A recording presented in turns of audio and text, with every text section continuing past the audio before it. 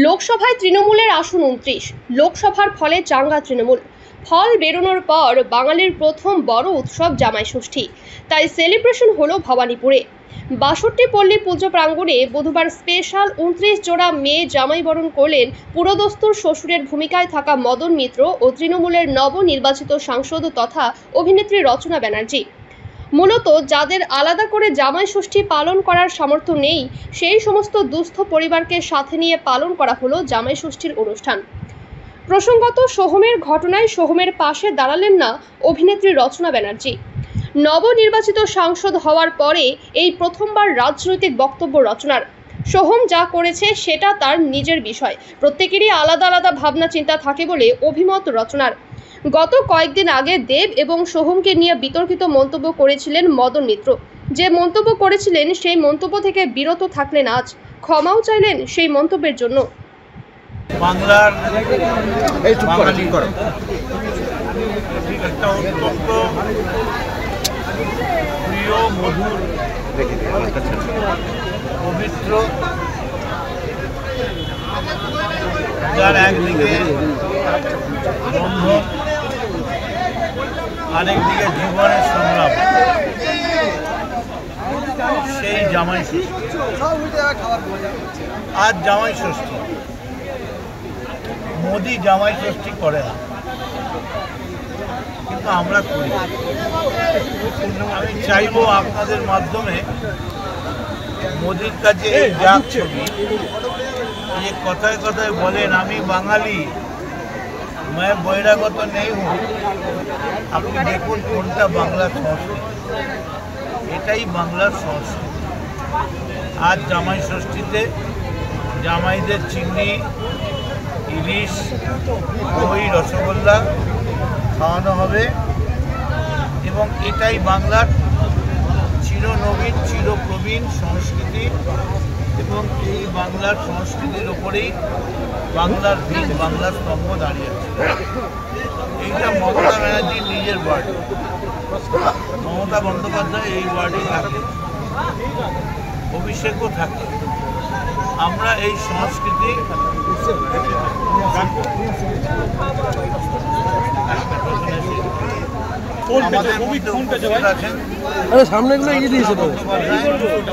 বাংলার পার্লামেন্টের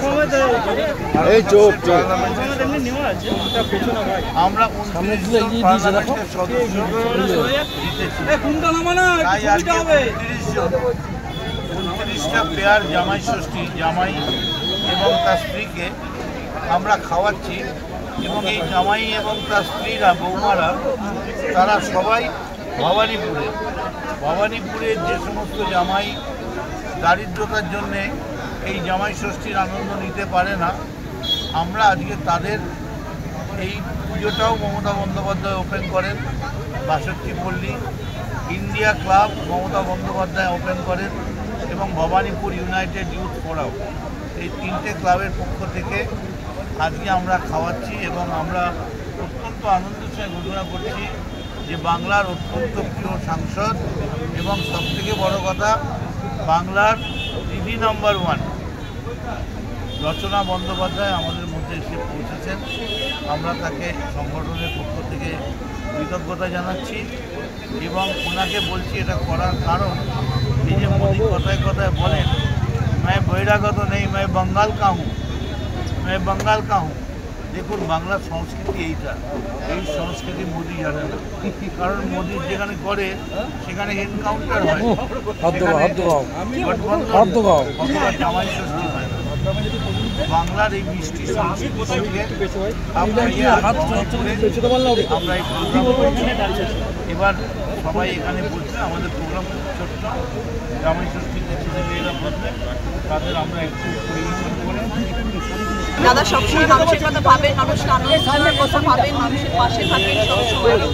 তো আজকের এই উদ্যোগে যাতে আমি দাদার পাশে আছি সেটা সবসময় কাজ করে মনে করেন যে রচনার আশা হবে আমি সবসময় দাদার সঙ্গে কাজে থাকার চেষ্টা করি যাতে কলকাতায় থাকি। আজকে সৌভাগ্যবশত আমি ফ্রি ছিলাম এবং যাদেরকে বললাম যে আপনার এই অনুষ্ঠান হচ্ছে এবং যারা আজকে জামাই ষষ্ঠী করছেন তারা ভীষণ আনন্দে আছেন আমি আজকে এসেছি বলে, এবং সবার কাছে একটুখানি খাবার পরিবেশন করবো, এটা তাদের আনন্দ এবং আমার খুব আনন্দ। আমাদের কোনো বক্তব্য চলে না, তিনি মোবাইল কাজ হচ্ছে আমি আরে কথা বলছিস কেন? মুহূর্তেই সিঙ্গাপুরের রেসিপি বদল হয়ে গেছে। আর মুখ্যমন্ত্রী যখন বলেছেন নিশ্চয়ই কোথাও প্রশাসনের ল্যাপসেস ছিল।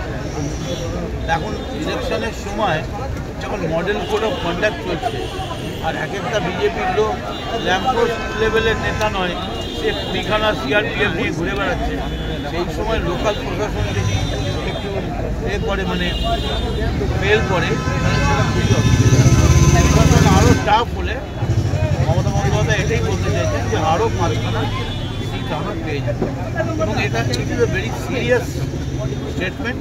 এবং সেই নিয়ে মুখ্যমন্ত্রী তিনি স্বরাষ্ট্রমন্ত্রী তিনি যেটা ভালো করবেন সেটাই করবেন, কিন্তু মুখ্যমন্ত্রীর মুখ থেকে এটা শুনে আমরা আরও বেশি উৎসাহিত হয়েছি যে তার মানে আমাদের প্রসপেক্ট, কারণ তার ইন্টেলিজেন্স অনেক বড়, তার মানে আমাদের প্রসপেক্ট আরও বেশি ছিল এবং আমরা 34-35-এ চলে যেতে পারব।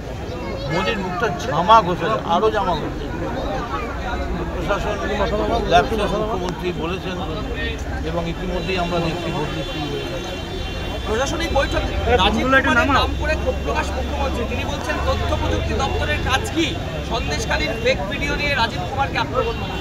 আমি এরকম ব্যক্তিগত কোনো মানে কাউকে টার্গেট করে কাউকে স্পেসিফিক কাউ ব্যাপারে বলতে চাই না, কারণ আমি তো মিটিংয়ে ছিলাম না। মুখ্যমন্ত্রী কী বলেছে তার ভিডিও বা কিছুই আমার নেই, যেটা সংবাদ মাধ্যমে বেরিয়েছে সূত্র বলে নয়, পরিষ্কারভাবে বেরিয়েছে, সেইটা নিয়েই আমি বলছি যে পুলিশ যদি আরেকটু অ্যালার্ট থাকতো তাহলে আমরা আরও ঘটনা পেলে কী কাণ্ড হতো। ওদিকে এটা ছেড়ে আমেরিকা পালিয়ে যেত। আমরা দেখেছি শুভেন্দু অধিকারী নানা সময় নানা খবর সামনে নিয়ে আসে, বলে যে নবান্নের ভেতরে আমার লোক আছে, সমস্ত খবর আমরা পেয়ে যাচ্ছি, এবং সেই নিয়েও কালকে আমরা জানতে পারছি সেটা নবান্নের খবর মানে বেরিয়ে যাচ্ছে বাইরে। তা তো বেরোচ্ছে। শুভেন্দু অধিকারী পার্সোনাল চ্যাটে কে কী বলছে সেইটা বলে দিচ্ছে, ফেস টাইমে কে কাকে কী কথা বলে দিচ্ছে সেটা বলছে। তার মানে শুভেন্দুদের আমাদের সোর্সের মধ্যে ভূত রয়েছে না, সোর্সের মধ্যে ভূত রয়েছে। যখন আমি তো বলছি না, এটা মুখ্যমন্ত্রী বলছে যে কী করে নবান্নের খবর বাইরে বেরোচ্ছে।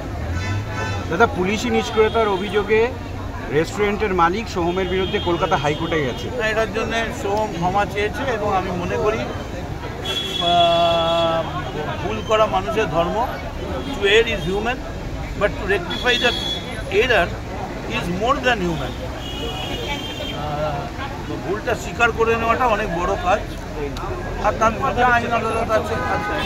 সোহমের হয়তো কেউ আমাদের দল বলেনি, আমিও বলিনি, আমার কথাটা ভুল বোঝা হয়েছে।